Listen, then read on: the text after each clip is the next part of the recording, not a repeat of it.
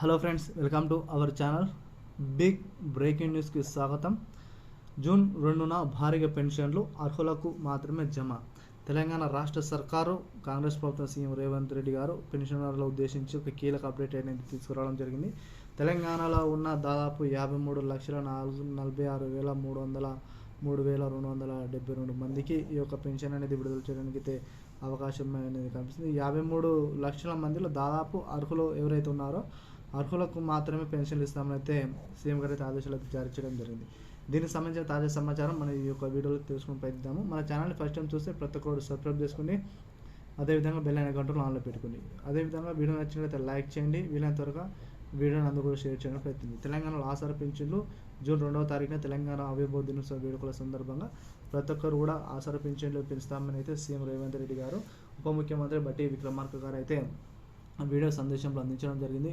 దీనికి అనుగుణంగానే పెన్షనర్స్కు భారీ సంఖ్యలో పెన్షన్ అవకాశం పెరిగే విధంగా అయితే కనిపిస్తుంది. ఇక్కడ వృద్ధులకు 4,016 రూపాయలు, వికలాంగ 6,016 రూపాయలు అయితే ఆసరా పింఛన్లు ఉన్నాయో అవి విడతల వారీగా జమ చేస్తామని, పెరిగిన పెన్షన్లు జమ చేస్తామని అయితే మేనిఫెస్టోలో పేర్కొనడం జరిగింది.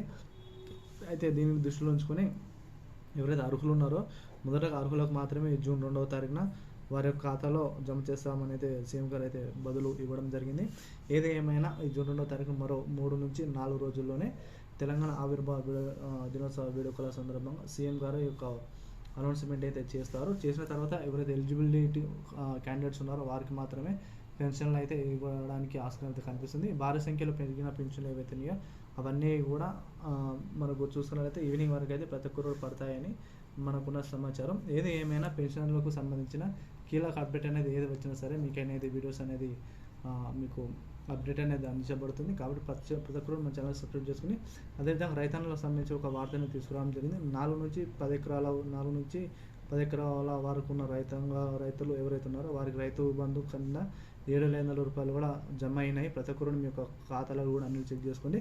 అదేవిధంగా పంట నష్ట పరిహారం కింద ఎవరైతే పంట నష్ట పరిహారం కింద దాదాపు ఈరోజు ఇప్పుడే అందిన వార్త ఇది.